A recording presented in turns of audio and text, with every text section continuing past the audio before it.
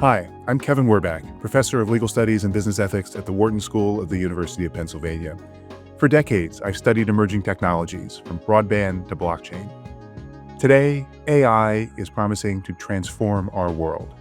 But AI needs accountability, mechanisms to ensure it's developed and deployed in responsible, safe, and trustworthy ways. On this podcast, I speak with the experts leading the charge for accountable AI. Today, I'm joined by Brad Carson, former U.S. Congressman, and now president and co-founder of Americans for Responsible Innovation. He gives us a peek into the lobbying and policy battles in Washington, D.C. over AI, both on the domestic front and globally in terms of U.S. national security and competition with China. He has interesting perspectives on the complex political dynamics and the reasons that there may ultimately be a successful coalition for reasonable steps to ensure that AI achieves benefits for all. I hope you'll enjoy my conversation with Brad Carson. Brad, really a pleasure to have you on the podcast. Thanks for having me on today. It's my honor. You've done a lot in your life, Rhodes Scholar, Congressman, Pentagon official, university president. What made you decide to go and start an AI policy organization? My career has been very diverse, on paper at least. But I think the through line of my life has been trying to find interesting fights and finding some way to be involved, either small or large. And so when I was very young, I was interested in economic development and politics, the way you improve life in the rural communities I grew up in. And so that led me into politics. Higher education beckoned as well, because I saw that as a key front in helping mold not only young lives, but the culture. And so universities are obviously at the forefront of many of the important questions today. And then over the last decade or so, I realized that artificial intelligence is going to transform our world in very profound ways. And so I wanted to find a way to get involved. I was fortunate to make a few contacts and then form this group that can help lobby Capitol Hill about what we see as the best policy. What is it from your perspective that makes AI such an interesting fight? I think it's a general purpose technology, but one that perhaps could be the last of those, in the sense of, previous general technologies, general purpose technologies always opened up new frontiers for human endeavor. Perhaps as we went to the Industrial Revolution, we mechanized work, it privileged cognitive labor. Well, now AI is promising to really render humans almost moot. You can do most of human work better than we can. And so really it's the first time we've had a technological revolution that threatened the very basis of human society. And so I think it's a very fascinating thing, but economically, what's the impact will be. I think, for me too, I'm interested in what it's going to do to the social contract. For the last 500 years, our role as a citizen has been closely tied to our work as a laborer. And if work becomes something that's not common, if it does displace lots of people, it's definitely going to be disruptive, perhaps revolutionary in politics, but it also is going to call into question the nature of the state. So there are already a number of different organizations in DC working on AI issues. What's the distinctive focus of Americans for Responsible Innovation? So I think two distinct focuses. The first is that we kind of bridge the gap of all the AI issues. There are groups that are concerned with so-called X risk, the catastrophic consequences of AI through misalignment or fast takeoffs. And we're interested in those questions too. We're also interested in the questions about discrimination, bias, kids safety, anti-pornography, and deepfake pornography. So these are all questions we're interested in too. So we bridge both of those in a unique way. And the second is we're really a group that is about politicians or people who came from politics into AI rather than the reverse. A lot of groups in DC are people who were working in AI, perhaps in California or Boston. They realized policy was very important, and so they moved to Washington to try to get involved in it. We're people who really started in Washington with deep Hill expertise and came to the question of technology. And so that is a unique kind of comparative advantage for the organization. And we work closely with all of those other groups too. Although I assume that people that come out of the tech world might be skeptical that politicians are the right ones to be thinking about what to do with AI. I think they're increasingly realizing the politicians are unavoidable. The politicians will find you even if you don't care much about them. And so I think, you talk to people in San Francisco, at Berkeley, at Boston, and kind of the New York or the DC suburbs where there's a lot of AI activity. They realize that politics is very important. They're very active in the state capitals now, trying to lobby there. So I think, people more and more realize that politics is inescapable. How do you get the politicians to have the necessary expertise to address these often very technical issues? I think two ways there also. One is more and more people, their constituents care about it, Mhm. especially the labor effects of artificial Mhm. intelligence. This gets people's attention. These are Mhm. voters. They're highly motivated if they see things that are going to affect their life. And they're right to be, very interested in this because, if they read the comments from the various lab leaders like Sam Altman or others, they realize that these models could blow up their way of life. And indeed, Mhm. that's the ambition of the model is to displace them in some way. And so voters are one way, and increasingly politicians care a lot about that, the salience of AI to voters. I think the second is, having been a congressman, I know people in politics are there because they do care about ideas. Mhm. They want to do what's right for the country. They're fascinated by what trends are going to change the world around them in some way.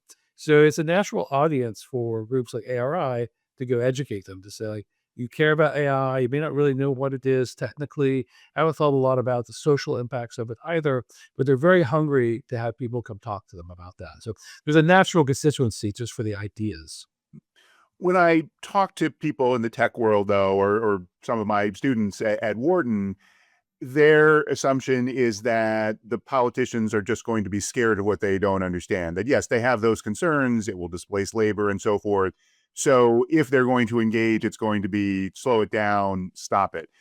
Why is that not right? I think it's not right for a couple of reasons again. One is the default of politics is to be influenced by money, and the Mhm. money's of the tech sector. So the most likely outcome, the modal outcome Mhm. of AI policy is nothing happens. I mean, look at what's happened to social media policy in this country.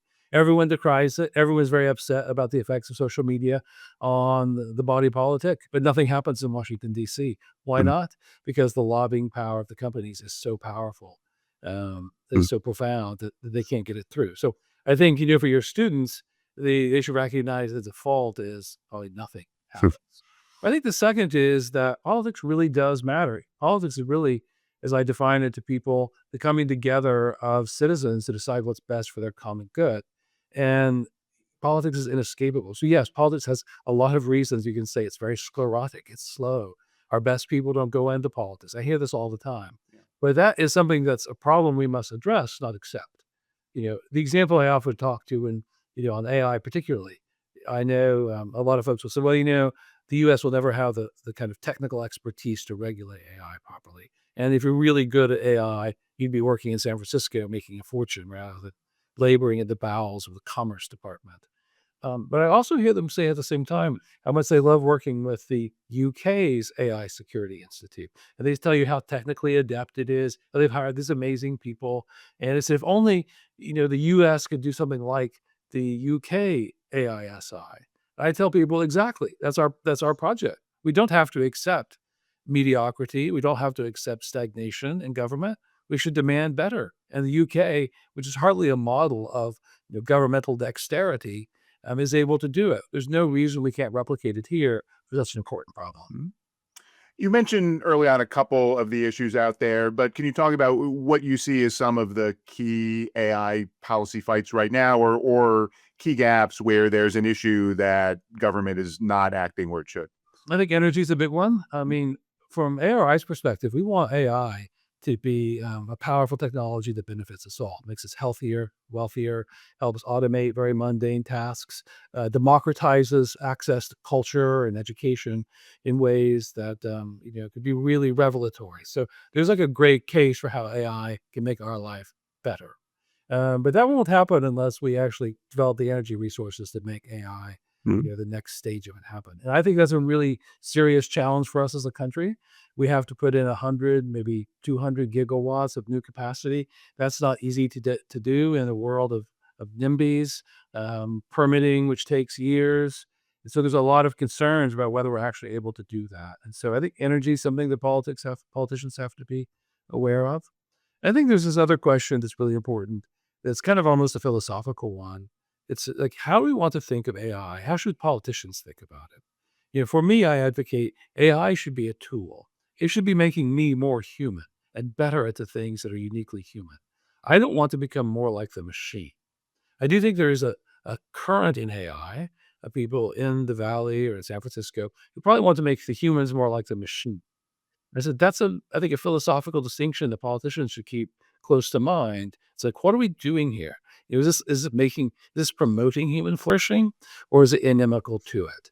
And so a lot of things I think politicians need to think about are just like, what should our view of technology be? Technology is not neutral. It's not. And so the question is like, is this going to be promoting the human good or working against it? And, that's an inquiry I think politicians should ask themselves and ask the people promoting the technology. How does that translate, though, into specific policies? I think it's something that most people would resonate with, that technology, AI, should augment human beings. But what does that actually mean in terms of the kinds of things Congress has to address? I think it starts off by saying Congress should demand minimally transparency into what's happening at the Mm, models. These frontier models done by just 5 or 6 companies mhm. are ones that are the most powerful. They could offer the most good, but offer the greatest threat as well. And so we need to have greater understanding of what's happening there.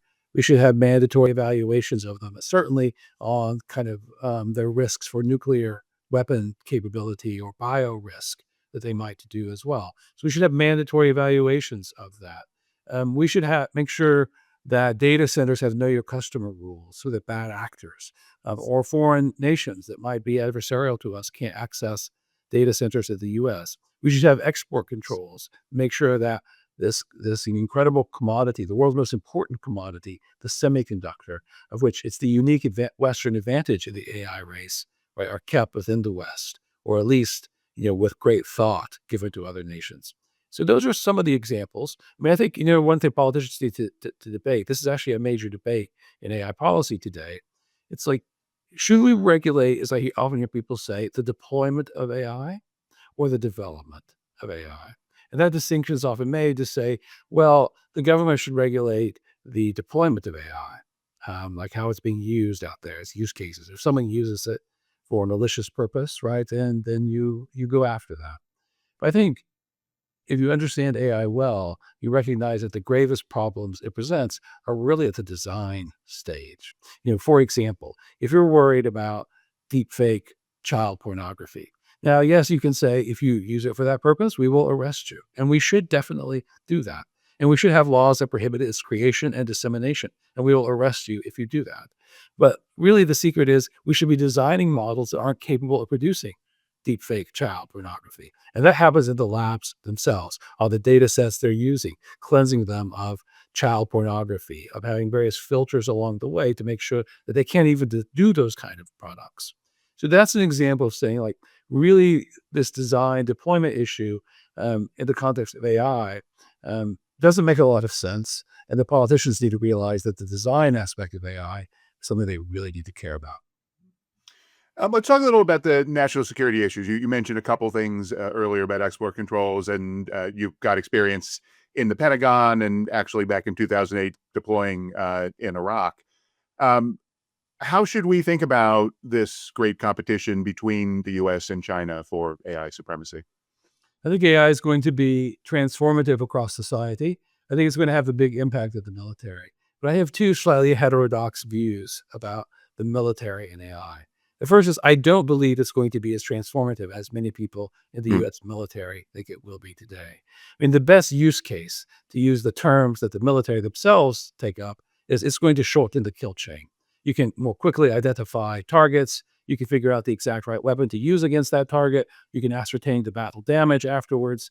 And right, you can make this a very quick, get inside their OODA loop, if you mhm. will, to use a term that maybe at the business school that you would teach, right? That comes from Yes. Boyd at the Pentagon. And so this idea of like very quick decision cycling through is how one wins wars. And I think that is something that AI could well do. But is that going to fundamentally change the nature of warfare? I'm not sure that it does.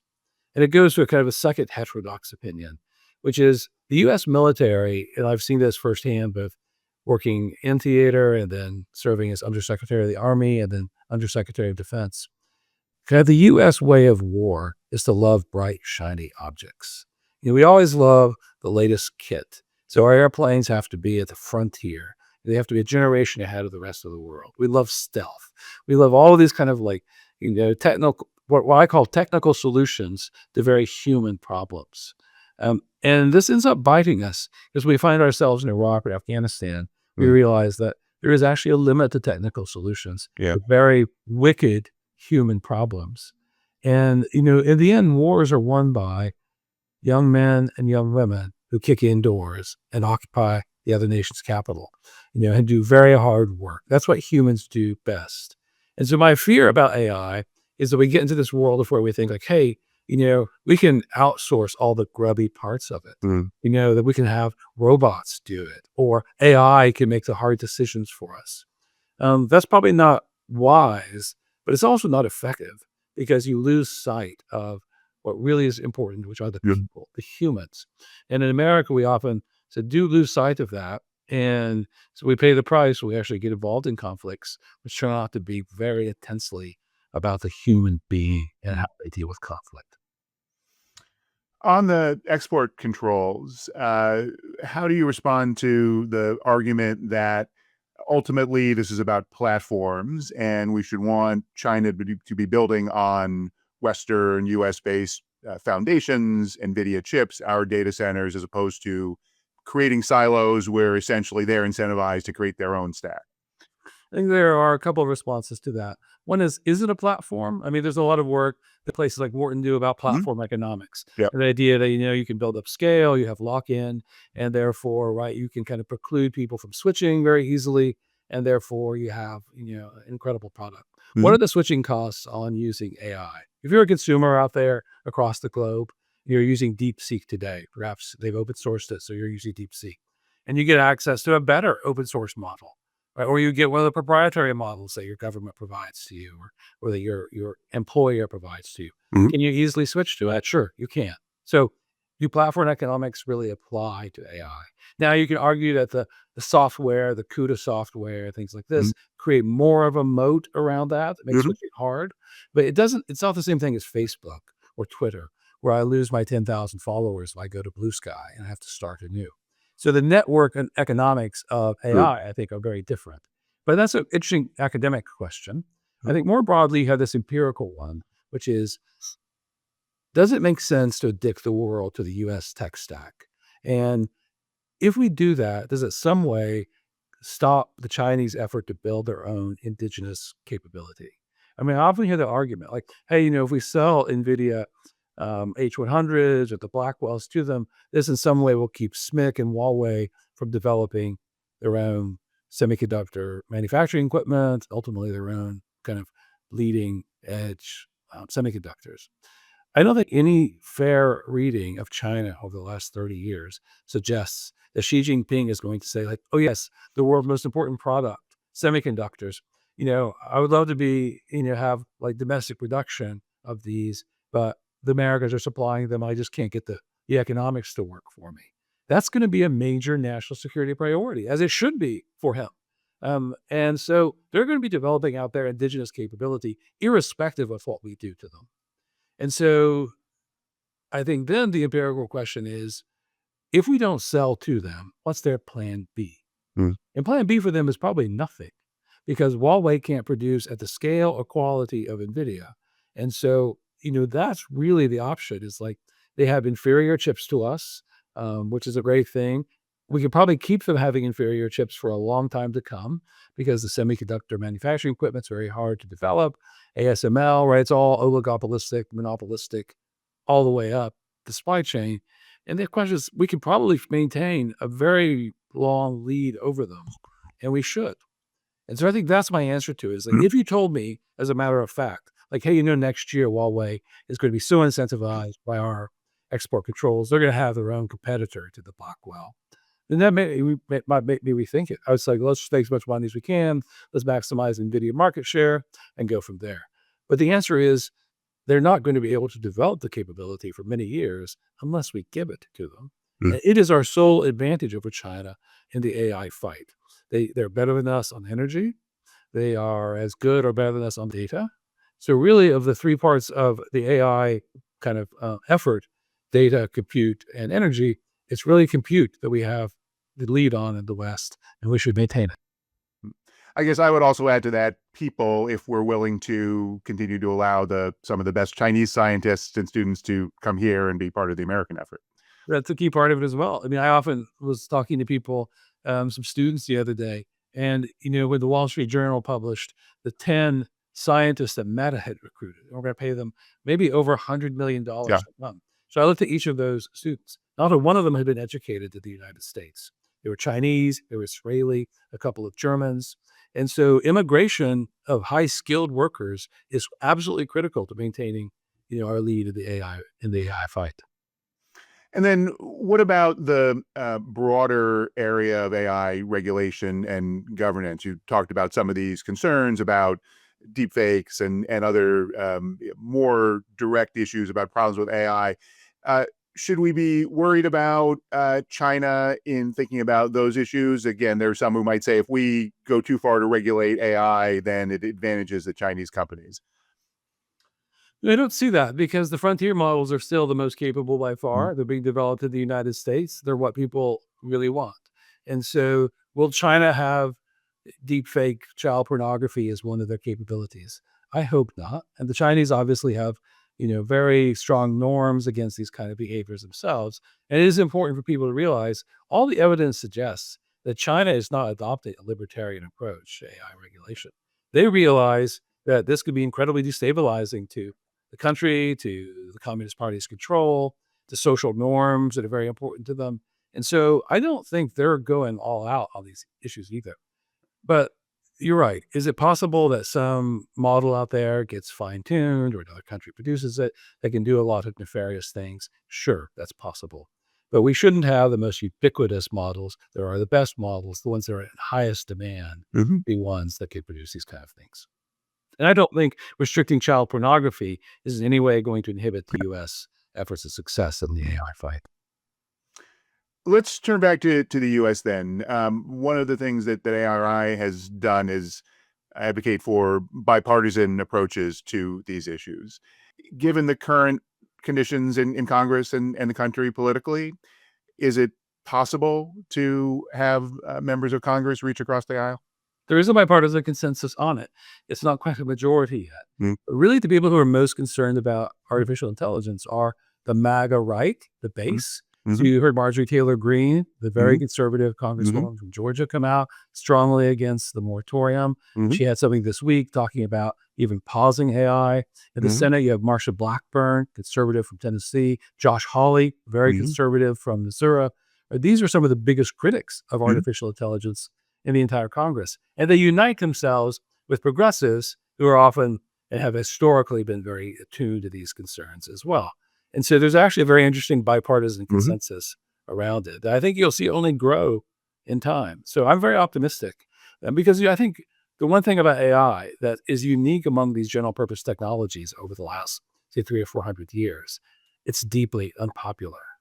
If you look back at the history of electricity, people were fired up literally about electricity. Like, this Yeah, is a wonder yeah, of the world, what it yeah, could do for you. And yep, everyone was racing, like, how do we get this? We saw obviously that this was a massive quality of life improvement. Everybody wanted to get it. It was a major political issue. I mean, I come from rural Oklahoma. My parents can remember when we got rural electricity, and mhm, this is a seminal moment in their life. mhm, Um, the internal combustion engine, same way.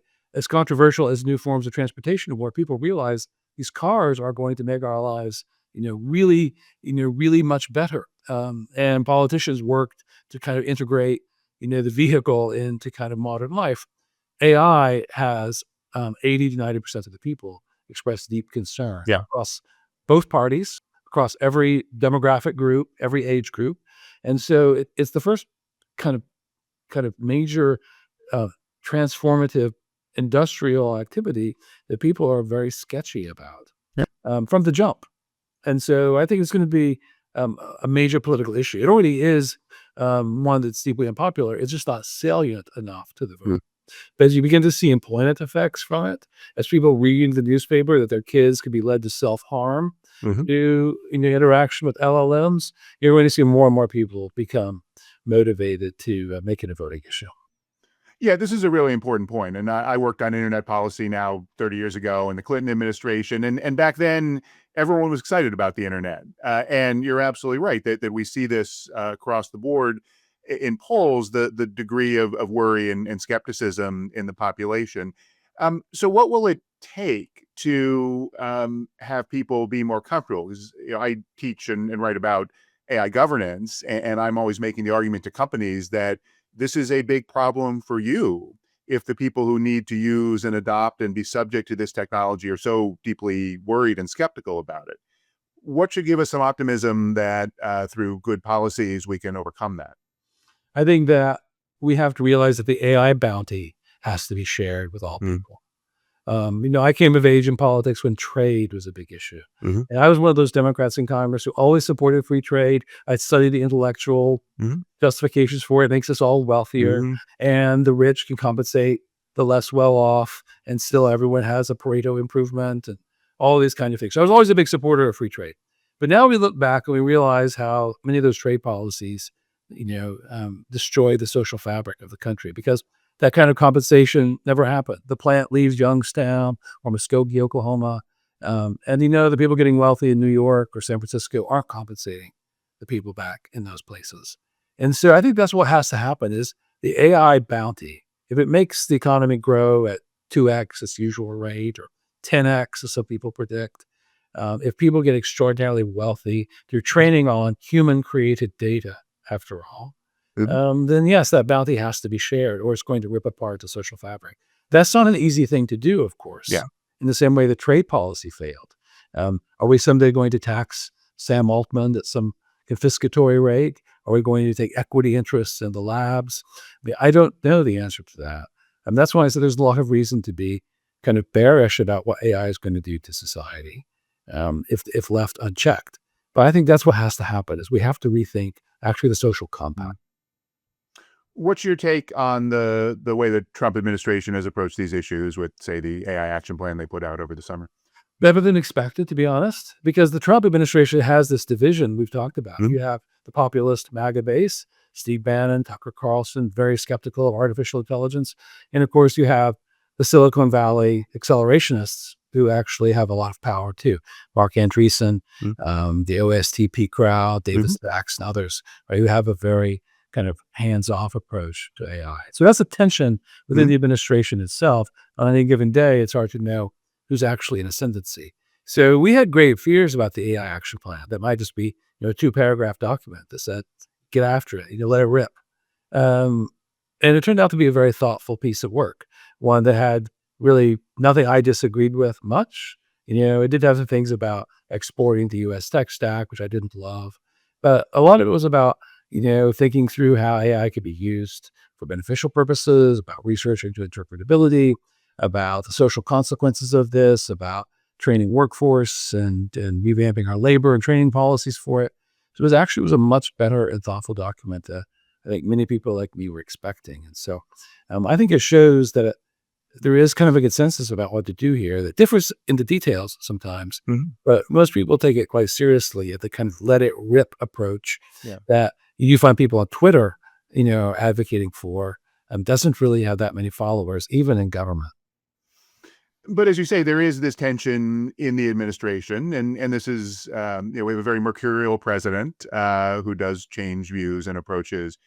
Is there anything that those like you that are on the outside can do to build coalitions to influence what the administration is doing in this area?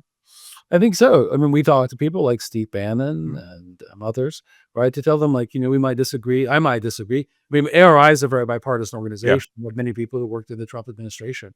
Mhm, But I'm a Democratic congressman from back in mhm, the day. And so there might be some issues we probably have profound disagreements about. mhm, But what's maybe the most important issue of the day, which is this transformation of the global economy, and does it work for all of us? We see eye to eye on these kind of things. mhm, I'm happy to support politically people like Marjorie Taylor Greene because I think they're speaking out on a lot of very important issues. Marsha Blackburn, Josh Hawley, mhm. and we at ARI have raised money for people like that.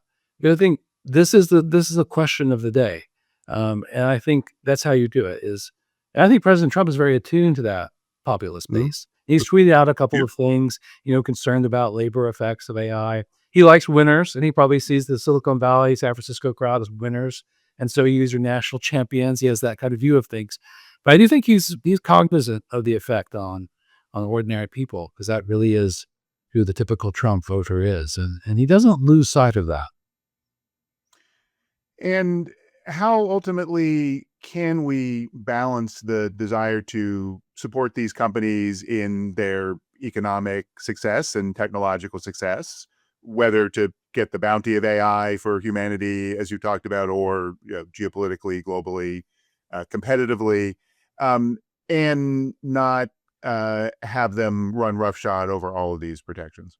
I think it starts by recognizing that reasonable guardrails and economic success and innovation are not binaries. They're not Mhm. opposed to one another. They're actually consistent with each other. If you look at aviation, if you look at the history of pharmaceuticals in this country, even transportation, reasonable rules give people confidence in the product Mhm. and can help promote it as well. And very few of the guardrails that people are talking about are of any real stick to these massive labs that Mhm. now have valuations in the hundreds of billions of dollars, if not more. And so I think it's about recognizing that if I'm running one of these major AI labs, giving the public confidence in my product is something that I must do. Or there's going to be a backlash. There's going to be a 3 Mile Island event that Mhm. stops the nuclear industry in its Yeah. tracks. And you're going to see something like that in AI, where people say, you told me it was going to cure cancer. Instead, it took my job or led my child to self harm. Or now my middle school is riddled with deep fake pornography. I don't really see like the curing cancer part of Yeah. this. And so I think this is right for a big backlash if Mm. people aren't very responsible about it. And I think the lab leaders know that. And so my hope is that kind of reasonable guardrails that are light touch, but give us transparency, give us insight, that make them like take some of the risks quite seriously, are ones that we can encourage politicians to support as well. How much time do you think we have to get this right? It's a good question. The timeline issue is people have 2 years, 5 years, 10 years. I always tell people I don't know myself. When I Mm. talk to people, young engineers who work for Anthropic or OpenAI, they are very bullish on what's happening. They're saying if you only knew what was happening inside these companies, and they give very short timelines, often 2 years, 3 years, to something that's really extraordinary. I can also buy the arguments of people like Tyler Cowen and Epoch AI and some of these groups that say there's a lot of friction in the economy, from bureaucracy to just labor unions, Mhm. regulation, that keep it from permeating every aspect of life, and that's true too. But I do think in 10 or 15 years, it's going to be everywhere and changing our lives in really amazing ways. Um, and that's kind of the bear scenario, right? That makes you a Gary Marcus, doomsayer about things. If you say like 10 years or 15 years, that's kind of the outside number. And that's not very long, actually. So I Mhm. think, by 2040, and we'll all be alive to see it, you're going to see some incredible transformative aspects of AI. And that's the long view. It could be far shorter than that. So I tell people the days are numbered. We have to start Mhm. working now. All right. Well, I'll have you back on the podcast in 2040 and we can compare notes. Brad, thanks so much for being with me. Thanks so much. It's an honor to be here. This has been The Road to Accountable AI. If you like what you're hearing, please give us a good review and check out my Substack for more insights on AI accountability. Thank you for listening. If you want to go deeper on AI governance, trust, and responsibility with me and other distinguished faculty of the world's top business school, sign up for the next cohort of Wharton's Strategies for Accountable AI online executive education program, featuring live interaction with faculty, expert interviews, and custom-designed asynchronous content. Join fellow business leaders to learn valuable skills you can put to work in your organization. Visit execed.wharton.upenn.edu/ACAI for full details. I hope to see you there.